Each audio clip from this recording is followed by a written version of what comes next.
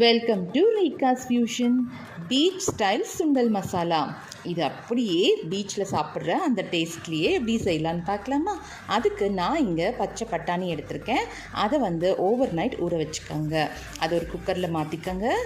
மஞ்சள் தூள், உப்பு, தண்ணி சேர்த்து ஒரு 5-6 விசில் ப்ரெஷர் குக் பண்ணி எடுத்துக்கோங்க. இப்போ ஒரு மிக்ஸி ஜாரில் ஒரு 2 வெங்காயம் நறுக்கி சேர்த்துக்கோங்க, 2 தக்காளி பழம் சேர்த்துக்கோங்க, ஒரு 3-4 பச்சை மிளகா சேர்த்துக்கோங்க.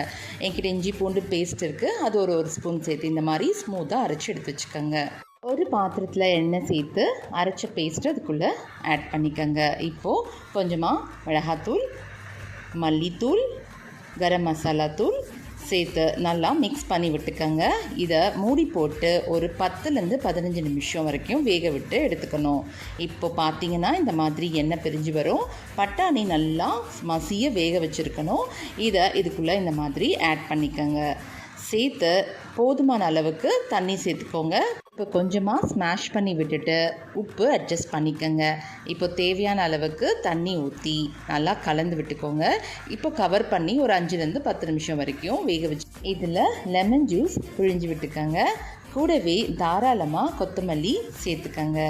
அவ்வளோதான், சூப்பரான beach style sundal masala ready ஆகிடுச்சு. இது அப்படியே சுட சுட சர்வ் பண்ணுங்கள். கூடவே நறுக்கி வச்ச வெங்காயத்தையுமே தூவி சர்வ் பண்ணிங்கன்னா ரொம்ப டேஸ்டியாக இருக்கும். ஹெல்த்தியும் கூட. கண்டிப்பாக நீங்களும் வீட்டில் ட்ரை பண்ணி எப்படி இருக்குன்னு கமெண்ட் பண்ணுங்கள். இந்த வீடியோ உங்களுக்கு பிடிச்சிருந்தா லைக் பண்ணுங்கள், கமெண்ட் பண்ணுங்கள், ஷேர் பண்ணுங்கள், சப்ஸ்கிரைப் பண்ணிக்கோங்க. தேங்க்யூ.